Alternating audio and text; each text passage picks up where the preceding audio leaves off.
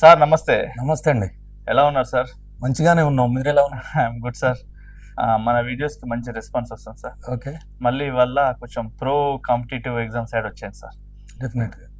ముఖ్యంగా గ్రూప్ 1 కావచ్చు, గ్రూప్ 2 కావచ్చు, ఇవి మనము స్పేస్ టెక్నాలజీ గురించి చదువుతున్నప్పుడు మన బిగ్గెస్ట్ సక్సెస్ ఏవైతే ఉన్నాయో మన ఇస్రో నుండి చంద్రయాన్ 1 అండ్ 3, ఈ చంద్రయాన్ 1, 2, 3లకు సంబంధించిన ఈ మిషన్స్కు సంబంధించిన అవుట్కమ్స్ ఏమున్నాయి, కాంపిటేటివ్ ఆస్పిరెంట్స్ దాన్ని ఏ కోణంలో చూడాలి, ఎలా అర్థం చేసుకోవాలి ఆ అంశాలు అన్నది ఈరోజు మనం వీడియోలో డిస్కస్ చేద్దాం సార్. Okay, sure.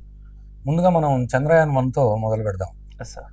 చంద్రయాన్ 1 అనేది మన భారతదేశానికి లేదా ఇస్రోకి సంబంధించి ఫస్ట్ మిషన్ ఎర్త్ మీదకి కాకుండా వేరే దాని మీద పంపటం. సో అది కూడా శాటిలైటే, మూన్ కూడా శాటిలైట్ అయినప్పటికీ అంత దూరం పంపిన ఫస్ట్ స్పేస్ మిషన్ అనేది Chandrayaan 1. Okay, Chandrayaan 1 first moon machine కూడా అదే కదా సార్? అదే, మూన్ మిషన్ కూడా అదే. అదే మార్స్ మిషన్ తీసుకుంటే ఇంటర్ ప్లానెటరీ మిషన్ అంటాం. First interplanetary mission is the MOM. Okay, first space travel rather than the earth space is the Chandrayaan 1. Okay, so Chandrayaan 1 ఎందుకు పంపామంటే అదొక ఆర్బిటర్. అంటే మన భూమి చుట్టూ ఏ విధంగా శాటిలైట్ తిరిగి మనకు కావాల్సిన ఇన్ఫర్మేషన్ ని, అదేవిధంగా బ్రాడ్కాస్టింగ్ అండ్ టెలికమ్యూనికేషన్ ఫెసిలిటీస్ ని ఇస్తుందో, దీన్ని పంపింది కూడా చంద్రుడి చుట్టూ తిరిగి దానిలో కొన్ని ఒక 11 వరకు మనం పేలోడ్స్ పెట్టడం జరిగింది. 5 పేలోడ్స్ ఇండియా, 6 పేలోడ్స్ నాసా అయితేంది, ఈసా అయితేంది, బల్గేరియన్ స్పేస్ ఏజెన్సీ అయితేంది. సో ఈ పేలోడ్స్ అన్ని మూన్ కు సంబంధించిన సమాచారాన్ని అంచనా వేయటం జరుగుతుంది సార్. అయితే ఇది ఆర్బిటర్ మాత్రమే కేవలం. మనం చంద్రయాన్ 2కి చంద్రయాన్ 3కి వచ్చినప్పుడు అది ఆర్బిటర్ తో పాటుగా ల్యాండర్ ని కూడా కలిగి ఉంటుంది. ల్యాండర్ లో రోవర్ ఉంటుంది. అంటే ఆర్బిటర్ ఉంటుంది, ల్యాండర్ ఉంటుంది, రోవర్ ఉంటుంది చంద్రయాన్ 2 అండ్ 3లో. ఇది మాత్రం కేవలం ఆర్బిటరే. Especially it was design to obtain some information of the moon. చందమామ యొక్క సమాచారాన్ని సేకరించడానికి ఇది ఆర్బిటర్ గానే పంపడం జరిగింది. దాని మీద ల్యాండ్ అయ్యే ప్రోగ్రామ్ ఏమీ లేదు. ఈ 11 ఇన్స్ట్రుమెంట్స్ కూడా చాలా బాగా పనిచేయడం జరిగింది. 2008లో మనం దీన్ని పంపడం జరిగింది. సో 11 పేలోడ్స్ తో మనం పంపడం జరిగింది. చాలా బాగా పనిచేసినవి ఇవి. ఈ 11 పేలోడ్స్ ఇచ్చిన అవుట్కమ్స్ ఏంటి అంటే, అవి అన్ని రోజులు మోర్ దాన్ 1 year అవి అక్కడ తిరిగి ఈ 11 పేలోడ్స్ కొంత సమాచారాన్ని సేకరించి ఇవ్వటం జరిగింది. మొదటిది కానీ చూసినట్లయితే సౌత్ పోల్ దగ్గర ఐస్, అదేవిధంగా భూమిలో అంటే మనము ఒక మూన్ ఇంపాక్ట్ ప్రోబ్ అనే దాని మీదకి ఇసిరేసి చంద్రయాన్ 1 నుంచి అది ఢీకొన్నప్పుడు అక్కడ గుంతబడి మట్టి లేస్తుంది. దాంట్లో కూడా హైడ్రాక్సిల్ కి సంబంధించిన అయాన్స్ ని గుర్తించడం జరిగింది. అంటే రెగోలిత్ లో కూడా మూన్ ఛాయలో ఉండడం జరిగింది మట్టిలో. ఓకే, అదేవిధంగా అక్కడ మానవుడు నివసించగలిగే స్థాయిలో ఉన్న గుహల్ని కూడా చంద్రయాన్ 1 పసిగట్టడం జరిగింది.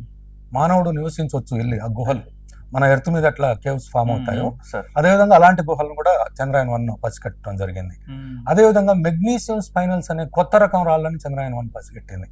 అంటే ఆ టైప్ స్టోన్స్ భూమి మీద ఉండవు. అదేవిధంగా అగ్నిపర్వతాలు బద్దలయ్యాయి అనే దానికి ఎవిడెన్స్ గా ఆ లావా ట్యూబ్ను, ఒక దాన్ని హారిజాంటల్ లావా ట్యూబ్ను కూడా పసిగట్టడం జరిగింది. అంతేకాకుండా అపోలో మిషన్స్ యొక్క ల్యాండింగ్ సైట్స్ కూడా ఫొటోస్ తీయటం జరిగింది. అపోలో మిషన్స్ యొక్క ల్యాండింగ్ సైట్స్.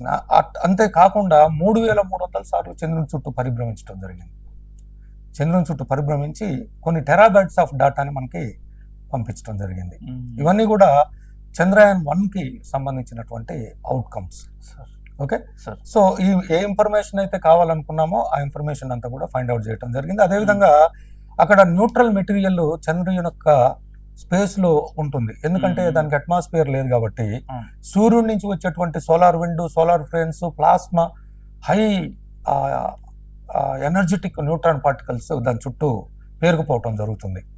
చంద్రుడి కక్షల్లో ఆ న్యూట్రల్ పార్టికల్స్ మొత్తం ఎక్కడ ఎంత ఉందనే దాన్ని కూడా చంద్రయాన్ 1లో ఇన్స్ట్రుమెంట్ అంచనా వేయటం జరిగింది. సో దానివల్ల ఏమైందంటే ఫ్యూచర్లో మనం వెళ్ళినప్పుడు ఏ హైట్స్లో తిరగాలి, ల్యాండ్ కావాలంటే ఏ హైట్స్కి రావాలి, వీటన్నిటిని తప్పించుకొని ఆ న్యూట్రల్ కంపోజిషన్ని తప్పించుకొని ఏ హైట్స్లో తిరగాలి, ఎక్కడ సేఫ్టీ ఉంటుంది అనేది మనకి అర్థమవుతుంది అనమాట. ఈ మొత్తం డేటాను కూడా చంద్రయాన్ 1 సేకరించింది. ఇక చంద్రయాన్ 2 చూస్తే అది ఆర్బిటరు ప్లస్ ల్యాండర్ని కలిగి ఉంటుంది. ల్యాండర్ ల్యాండ్ అయిన తర్వాత అందులో రోవర్ బయటకు వచ్చి దానికి నిర్దేశించినటువంటి పనులని చేయటం జరుగుతుంది. సో చంద్రయాన్ 2 అయినా చంద్రయాన్ 3 అయినా మన మెయిన్ ఏం ఏంటంటే దాని మీద చంద్రుడి మీద ల్యాండ్ కావటం, సేఫ్గా చంద్రుడి మీద ల్యాండ్ కావటం, అంటే దాన్ని సాఫ్ట్ ల్యాండింగ్ అంటాము. అయితే చంద్రయాన్ 2 అండ్ చంద్రయాన్ 3 రెండు కూడా ఆర్బిటర్ ఉంది, ల్యాండర్ ఉంది, ల్యాండర్లో రోవర్ ఉంది. సో చంద్రయాన్ 2 ల్యాండర్ని సేఫ్ ల్యాండ్ చేయలేకపోయింది. ఆన్బోర్డ్ కంప్యూటర్లో వచ్చినటువంటి ప్రాబ్లమ్స్ వల్ల అది ఒక 30 కిలోమీటర్ల హైట్లో ఉన్నప్పుడు అప్పటి నుంచి ప్రాబ్లం స్టార్ట్ అయ్యి వచ్చి ఢీ కొట్టడం జరిగింది. యాక్చువల్గా చంద్రుని ఉపరితలాన్ని సమీపించే ముందు స్లో కావాలి, అది ఆన్బోర్డ్ కంప్యూటర్ చూసుకోవాలి. ఆ హార్డ్వేర్ లోనో సాఫ్ట్వేర్ లోనో తలెత్తిన ప్రాబ్లం వల్ల అది స్లో గాక వచ్చి హార్డ్ ల్యాండింగ్, క్రాషింగ్ అంటాం, క్రాష్ కావటం జరిగింది. దాంతో ఆర్బిటర్ అయితే తిరుగుతూనే ఉంది కానీ చంద్రుని చుట్టూ అసలైన పని కోసం ఉద్దేశించినటువంటి ల్యాండరు రోవరు పాడు కావటం జరిగింది.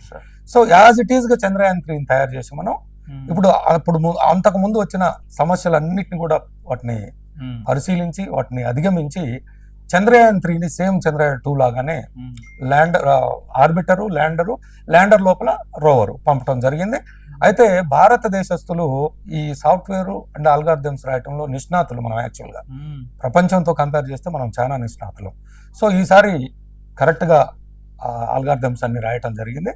రాసి సాఫ్ట్ ల్యాండింగ్ చాలా బాగా జరిగింది. ల్యాండ్ అయ్యేటప్పుడు అక్కడ అట్మాస్ఫియర్ ఉండదు, గాలి ఉండదు కాబట్టి పారాషూట్ సిస్టాన్ని మనం వాడలేము. ఓకే, పారాషూట్ సిస్టమ్ అక్కడ పనిచేయదు. సో అదే మనము రేపు పొద్దున్నే మొన్న ఆర్టమిస్ 2 అయినా అదేవిధంగా మనము పంపించబోయేటువంటి గగన్యాన్ అయినా ఎర్త్ అట్మాస్ఫియర్ లో కాబట్టి ఇక్కడ ఎయిర్ ఉంటుంది కాబట్టి ఎయిర్ కి దగ్గరికి వచ్చినాక పారాషూట్స్ ఓపెన్ అవుతాయి. ఆర్టమిస్ 2లో చూడటం జరిగింది. మీరంతా పారాషూట్స్ 4-5 దఫాలుగా ఓపెన్ అయ్యి దాన్ని స్లో చేయటం జరుగుతుంది. ఇక్కడ ఏం వాడతాం అంటే మనము ఇక్కడ అట్మాస్ఫియర్ ఉండదు కాబట్టి చంద్రుడు ఉపరితలాన్ని సమీపించినప్పుడు కింద భాగాన 4 వైపులో 4 నాజిల్స్ ఓపెన్ అవుతాయి. నాజిల్స్ ఓపెన్ అయ్యి దాని నుంచి గ్యాస్ వేగంగా కిందికి రావటం జరుగుతుంది. ఆ గ్యాస్ వేగంగా వచ్చినప్పుడు ఆటోమేటిక్ అది హార్డ్ ల్యాండింగ్ కాదు, ఇట్లా పైకి తేల్తా ఆ గ్యాస్ యొక్క క్వాంటిటీని తగ్గిస్తూ ఉన్నప్పుడు నెమ్మదిగా వచ్చి ల్యాండ్ కావటం జరుగుతుంది. అప్పుడు ఆల్టిమీటర్స్ ఫైండ్ అవుట్ చేయాలి. హైట్ ఎంత ఉంది అనేది ఆల్టిమీటర్స్ ఎప్పుడప్పుడు ఆన్బోర్డ్ కంప్యూటర్కి అందించాలి. హైట్ను బట్టి అది గ్యాస్ ఎంత వదలాలి నాజిల్స్ త్రూ అని ఆన్బోర్డ్ కంప్యూటర్ డిసైడ్ చేస్తుంది. కంప్లీట్ గా ఆల్మోస్ట్ ఆల్ 0 హైట్ అని ఆల్టిమీటర్ ఫైండ్ అవుట్ చేసినప్పుడు గ్యాస్ ఆగిపోతుంది. ఇమీడియట్ గా ఆ 0 హైట్ లోనే ల్యాండింగ్ తీసుకోవడం జరుగుతుంది. ఎప్పుడైతే ల్యాండర్ సేఫ్ గా ల్యాండ్ అయిందో దాని నుంచి రోవర్ బయటకు వెళ్తుంది. అది కూడా ఆల్గారిథం రాయొచ్చు లేదా కింది నుంచి గ్రౌండ్ నుంచి కమాండ్ ఇవ్వచ్చు, అట్లయినా ఓపెన్ అవుతుంది. ఎప్పుడైతే రోవర్ ఓపెన్ అవుతుందో దాని సోలార్ ప్లేట్స్ అన్ని ఇచ్చుకోవటం జరుగుతుంది. సోలార్ ప్యానెల్స్, దానికి ఎనర్జీ కావాలి కదా పని చేయటానికి. సో దాంట్లో మనం ఒక చేస్టా అనే ఇన్స్ట్రుమెంట్ ని పేలోడ్ ని వాడటం జరిగింది. ఆ చేస్టా పేలోడ్ ఏం చేస్తుంది అంటే రోవర్ బయటకు వచ్చిన తర్వాత భూమిలోకి ఒక 10 మీటర్ల లోతు వరకు చొచ్చుకొని పోతుంది. దాంట్లో ఒక మోటార్ను ఫిట్ చేయడం జరిగింది అండ్ స్క్రూబాల్ మెకానిజం అనేది ఒకటి వాడి దాన్ని 10 మీటర్స్ లోపలికి పంపించడం జరిగింది. ఓకే, అక్కడ 10 టెంపరేచర్ మెజర్మెంట్ సెన్సార్స్ ని వాడటం జరిగింది. అయితే అక్కడ కనుక్కోవటం మనం యాక్చువల్ గా చంద్రయాన్ 3ని పంపింది కేవలం to demonstrate the soft landing technology, వేరే పని కోసం కాదు. మనకున్న సాఫ్ట్ ల్యాండింగ్ టెక్నాలజీని పరీక్షించుకోవడం కోసం మాత్రం మనం పంపుతున్నాం కాబట్టి చేస్టా అనే ఇన్స్ట్రుమెంట్ ఒక దాన్ని కూడా పంపినాం.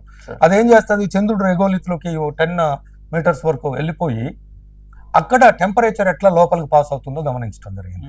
జనరల్ గా భూమి మీద అయితే సూర్యుడి హీటు కొంతమేర వరకు లోపలికి వెళ్తుంది, కానీ అక్కడ 1 సెంటీమీటర్ దగ్గర కూడా ఆ టెంపరేచర్ పైన టెంపరేచర్ లోపల లేదు.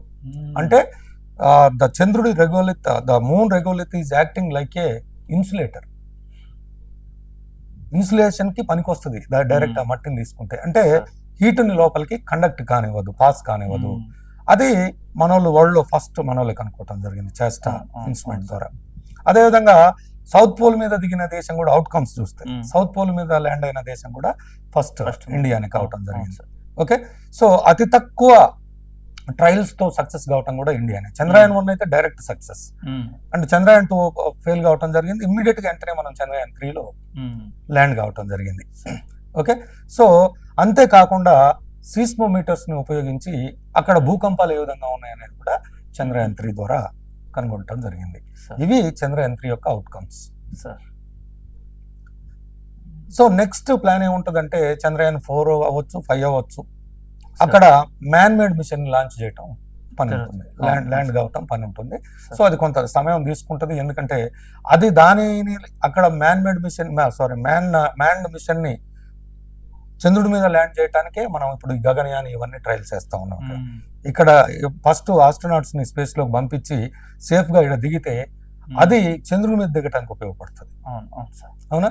సో ఇవన్నీ మన ట్రయల్స్ లో మనం ఇస్రో వాళ్ళు ఉన్నారు. నెక్స్ట్ మిషన్ నెక్స్ట్ ఇయర్ అంటే నెక్స్ట్ ఇయర్ కాకపోయినా ఒక 3-4 years లో మనం కూడా మ్యాన్డ్ మిషన్ ని చంద్రుని మీదకి ల్యాండ్ చేయడం జరుగుతుంది, మళ్ళీ వెనక్కి రావటం కూడా జరుగుతుంది. సో ఇది చంద్రయాన్ సిరీస్ యొక్క అవుట్కమ్స్.